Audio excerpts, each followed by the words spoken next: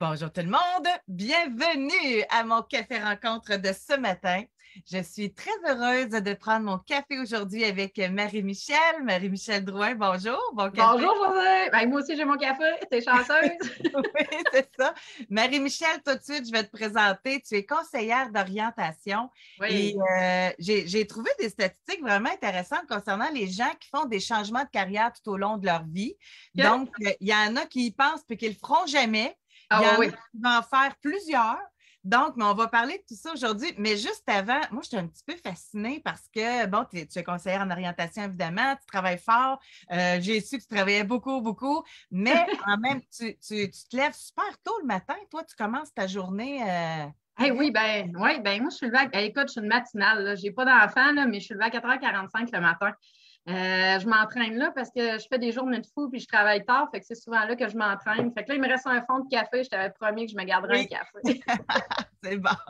Mais donc, tu travailles fort, ça veut-tu dire qu'il y a beaucoup de monde qui se cherche? Y a-t-il beaucoup de monde qui ont besoin d'orientation, qui ont besoin de Ah, ben, support pour les aider à se trouver justement, puis à mieux se connaître? Parce que je pense que ça passe par là. Ben oui, mais je te dirais que dans le fond, ça fait quand même 15 ans que je suis travailleur autonome. J'ai un bureau à Saint-Georges, j'ai un bureau à Québec, je fais du virtuel, je fais différents mandats. Je fais des mandats de sélection, je fais des rapports d'expertise pour des cabinets d'avocats, je fais je donne de la formation, je fais de l'orientation entre 16 jusqu'à 65 ans, des dossiers de CNSST. Fait que ma clientèle est tellement diversifiée que ça fait que je travaille beaucoup. Puis OK. là, ben, je fais des chroniques de radio à Radio X. Là, je te vois Oui, ce matin. Fait que oui, j'ai fait des chroniques exact. de télé aussi.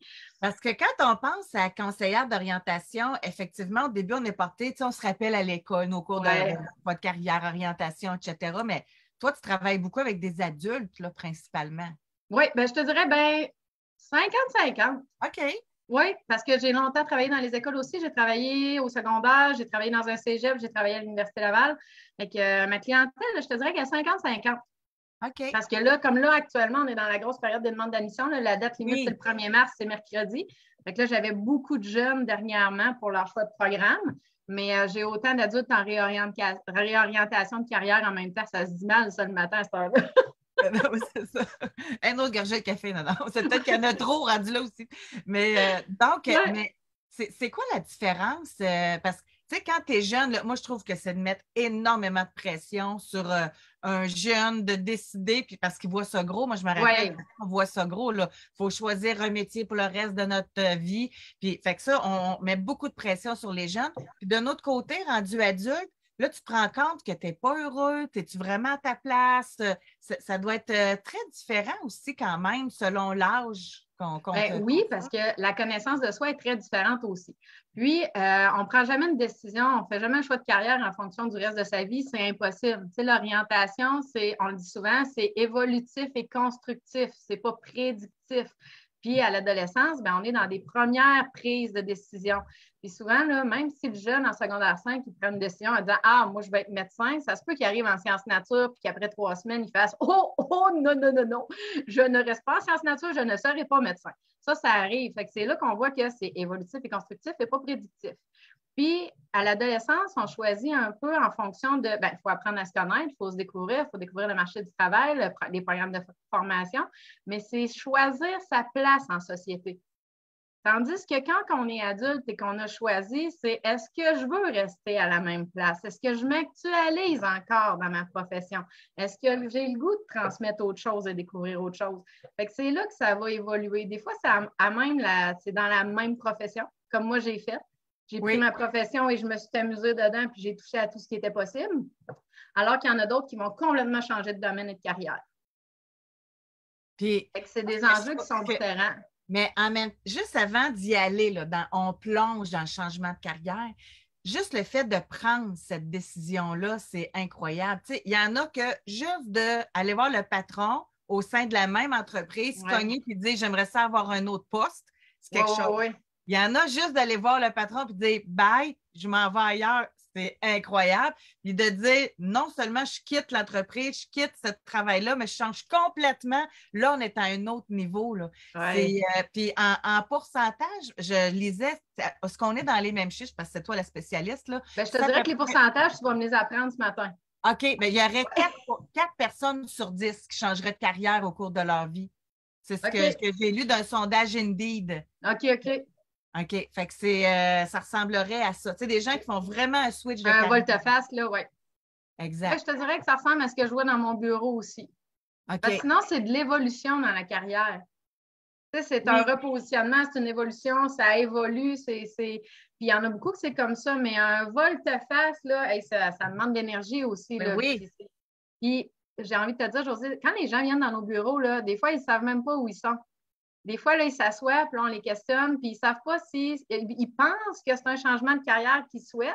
Puis dans les faits, ce n'est pas ça qu'on réalise en cours de route parce que un changement de carrière, là, de profession, la personne, elle parle de son métier et elle ne l'aime plus. Là. Elle va parler de ses tâches, c'est lourd, elle n'aime pas ça travailler avec les clients, elle n'aime pas ça travailler.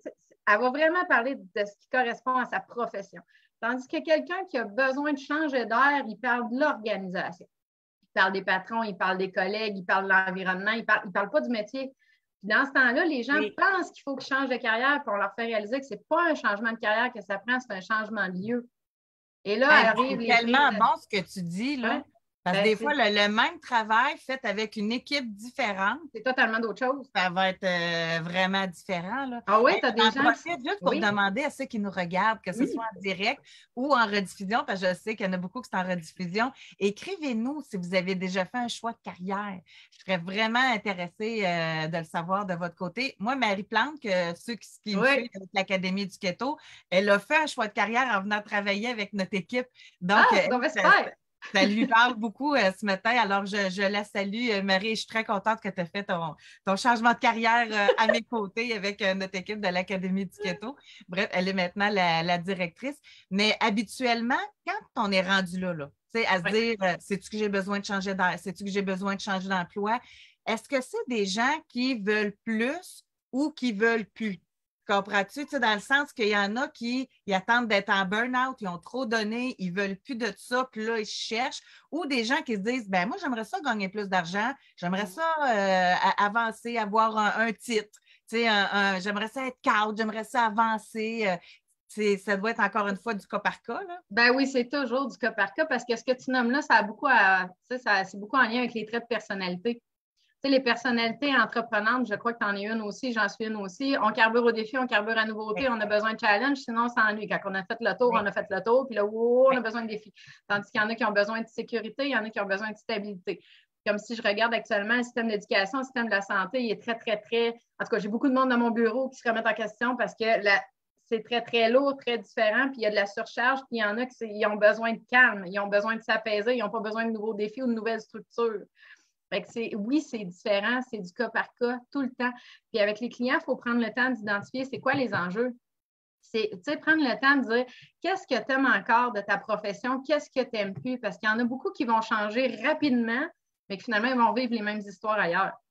Oui. Ou quand on fait un changement de carrière, là, ben, admettons, quand on est jeune, c'est pas nécessairement plus facile. Il y a des jeunes qui ne le font pas, puis il y a des adultes qui le font facilement. Encore là, c'est des profils de personnalité.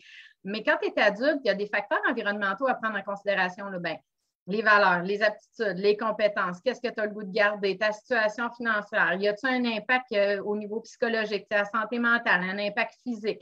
C'est quoi que le conjoint ou la conjointe est prête à accepter aussi dans ce changement-là? Il y a des facteurs environnementaux à prendre en considération pour prendre une décision qu'on appelle éclairée, puis pas se mettre en danger. Parce qu'il y en a que ça, des fois, quand c'est pas très bien réfléchi, ça crée plus une situation catastrophique qu'un gage de réussite. Oui. C'est tout ça à prendre en Ça considération. arrive-tu quand il y a des gens qui changent juste pour le salaire? Je dis juste pour le salaire, c'est important, l'argent, je veux Ah pas. oui, ben oui. Mais tu prends la décision juste pour ça, là, dans le sens que c'est alléchant, tu augmentes de salaire, sauf que la job, tu n'es pas heureux là-dedans, là. Ben moi, je vois plus l'inverse, des gens qui Ah, gagnent très bien leur vie puis qui disent non, non, pas heureux, pas de défi, marche pas, j'ai pas de fun. Oui, fait que le salaire fait un temps, mais fait pas OK, tout le temps. Fait que des OK. fois, il faut attendre aussi, si c'est un mouvement dans la carrière, des fois, il faut attendre la belle opportunité. Là. Exemple, je Oui, te prends quelqu'un qui voulait monter, il y avait une super de belle opportunité d'affaires avec une augmentation de salaire, des avantages sociaux, mais quand on en discutait, elle allait faire 8 heures de route de plus par semaine. J'ai dit, il faut quand même, tu y penses, c'est 8 heures de route de plus par semaine, c'est en perte de qualité de vie, là. Comment tu vois ça par rapport à ta famille? Comment tu vois ça? Tu sais, des fois, c'est des enjeux que nous, on voit parce que nous, on est l'expert, les conseillers d'orientation, on est les experts du processus. Le client, il est l'expert du contenu. Ça, on accompagne les gens avec ce qu'ils nous donnent comme information. On n'est pas des voyants, on ne décide pas, mais on soulève des interrogations, des points. Moi, je dis souvent que c'est un travail d'équipe. C'est pas un travail. La réponse ne viendra pas de moi, elle vient des gens. Fait que le salaire, oui, il y en a que c'est très, très, très primordial. Puis il y en a d'autres que, oups, non, ils sont prêts à reculer pour avoir une meilleure qualité de vie, ils sont prêts à reculer pour avoir plus de plaisir au travail. Le plaisir au travail, je te dirais que c'est un enjeu qui est beaucoup plus important dans mon bureau que le salaire. Puis ce matin, il y avait un article, pour ceux qui nous regardent aujourd'hui, en ce lundi 27 février, il y avait un article dans le journal de Québec, c'était de Montréal, mais sûrement que ça devait être dans le journal de Québec aussi. Puis c'était concernant une entreprise qui a réussi à augmenter, tu sais, alors qu'il y a une pénurie d'emplois, qu'il y a des entreprises qui ont de la misère à s'en trouver, il y a une entreprise qui a augmenté son effectif là, de 30 là, dans la dernière année. Puis, il disait qu'eux autres, ils avaient focusé vraiment sur la conciliation travail-famille. De prioriser ça. Puis c'était une entreprise. Ils ont même refusé des contrats pour pas que les employés aient la broue dans le toupette 100 du temps. Tu sais, c'est normal d'avoir la broue dans le toupette de temps en temps, mais à un moment donné, d'être capable de faire OK, là, on va revenir à un rythme normal, un recul, permettre le télétravail. Ça, c'est une nouvelle réalité aussi. Fait que tout ça pour dire que est-ce que tu sens que les employeurs ont un ajustement à faire, toi, dans cette ère que l'on vit? Bien, je dirais que oui. Mais en même temps, j'ai beaucoup d'entrepreneurs qui sont dans mon bureau qui veulent complètement fermer leur entreprise. Parce qu'ils ne sont plus capables de gérer les problématiques d'employés qui sont là, qui ne sont pas là, qui s'absentent. L'entrée, ce n'est pas les contrats qui manquent, c'est les gens pour fournir. Puis là, c'est ajusté à oui, c'est beau du 4 jours, mais oui, mais on est obligé de refuser des contrats. Notre cahier de rendez-vous, il est plein pour toute l'année 2023, quasiment début 2024. Fait qu'il y a, je vois aussi beaucoup d'épuisement chez les entrepreneurs. Fait qu'il y a un ajustement de part. J'ai envie de te dire, Josée, il y a un ajustement de part et d'autre dans notre société, là. Je pense qu'on ne s'en va pas vers une société de zénitude en tant qu'employé, peu importe le domaine, parce qu'il manque des gens et parce qu'il faut fournir. Et je pense qu'il va falloir savoir gérer notre stress, gérer nos angoisses, garder ce qui nous appartient, choisir nos combats, faire du mieux qu'on peut, dépendamment du contexte. Mais les gens se mettent une pression incroyable, puis il y a contextuel, la pression aussi, là. Fait qu'il faut, mais on s'en va pas vers du calme. Quand on regarde d'avoir l'équilibre, il fut un temps, c'était le patron qui était roi. Là, c'est l'employé qui dicte ses besoins, ses règles. Fait que d'être capable d'avoir le juste équilibre, c'est pas facile. C'est un défi pour tout le monde. C'est un défi pour tout le monde. Puis je pense qu'on a toute notre petite part à faire comme être humain là-dedans, là. Parce que si les gens n'apprennent pas à gérer un peu leur stress puis la surcharge, puis les patrons ne s'ajustent pas, on n'y arrivera jamais, là, parce que là, c'est le festival d'épuisement professionnel, c'est pas drôle. Puis j'en parlais justement dans une chronique radio la semaine passée, vendredi, à Radio X. Je parlais du bore-out, l'épuisement par ennui versus l'épuisement par surcharge, le burn-out. Puis, il y a du monde qui tombe en épuisement professionnel, mais ils sont tellement épuisés, tellement groundés sur le 200, là, dans le 220 volts, là, que je ne sais pas si c'est 220, 240, je ne suis pas électricienne, mais en tout cas, qu'il faut qu'ils soient même productifs dans leur épuisement. Ça, c'est intense. Le temps qu'ils viennent te voir dans ton bureau, puis là, il faut qu'ils soient productifs dans leur épuisement. Là, tu dis, hey, on va se calmer. C'est ça. C'est pas le temps. Tu veux-tu une petite tisane? C'est ça. Ouais, tu sais, on va te donner une petite camomille. Non, mais. Puis à l'inverse, il y a des gens qui s'ennuient tellement que c'est un épuisement aussi. Fait que, bref, quand les gens viennent nous voir pour se réorienter, là, il y a beaucoup, beaucoup, beaucoup de situations très diversifiées, très colorées, très différentes d'une personne à l'autre. C'est tout le temps un nouveau défi à chaque fois parce que, oui, il y a des traits de personnalité qui sont similaires chez les gens, mais en même temps, la réalité, l'histoire d'une personne n'est pas la même. Puis en même temps, j'ai envie de te dire, je pensais à ça ce matin avant qu'on se parle, mais il y a comme une pression, tout le monde n'arrête pas de dire hey, mais si tu veux changer de job, c'est donc bien le temps, il y a de la job partout. Oui, tu as raison. Oui, mais pas. Puis j'ai beaucoup de monde dans mon bureau qui vient de me voir en me disant ça. Oui, mais il y a de la job partout, c'est peut-être le temps que je le fasse. Ouais, non. Mais c'est comme si c'était véhiculé, mais ça ne veut pas dire de changer, puis ça ne veut pas dire que ce qui est disponible partout va t'intéresser. Qu'est-ce que tu Puis quand on prend une décision, il y a souvent des gains puis il y a des pertes. Qu'est-ce que je gagne? Qu'est-ce que je perds? Moi, j'aime ça le voir comme ça. Qu'est-ce que tu vas gagner si tu fais ton changement? Mais qu'est-ce que tu perds aussi? Mais c'est comme si ça mettait une pression vers. Parce que je le sens beaucoup, là, c'est comme si c'était une pression chez les gens de dire hey, ben là, c'est très le temps de changer.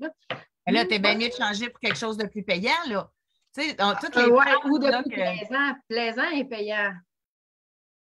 Mais tu sais, en même temps, c'est tellement différent. Il y a quelqu'un qui est mère monoparentale ou père monoparental, qui a 3 enfants, qui vient perdre son emploi. Il n'est pas dans les mêmes enjeux quand il se réoriente que la personne qui est dans la fonction publique, qui a tous les avantages, qui gagne bien sa vie, qui a un conjoint solide. C'est pas le même contexte non plus. Tu as des modes survie, tu as des modes de développement. Là. Si on prend la bonne vieille pyramide de Maslow, là, quand tu es dans les besoins de base, tu n'es pas en train de t'actualiser professionnellement. Puis ça, c'est important aussi. Là. Marie-Michel, je te parlerai toute la journée. Merci beaucoup. C'est déjà terminé. Le café a passé très, très vite. Ça va vraiment bien. Vraiment intéressant. Alors, j'espère te réinviter. Quand tu veux, Josée.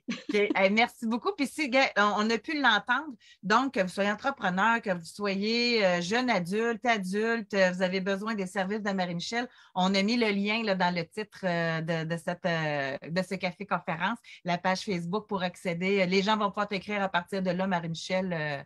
Super. Excellent. Merci pour cette belle opportunité-là, Josée. Merci. Bonne journée. Bonne journée. Bye tout le monde.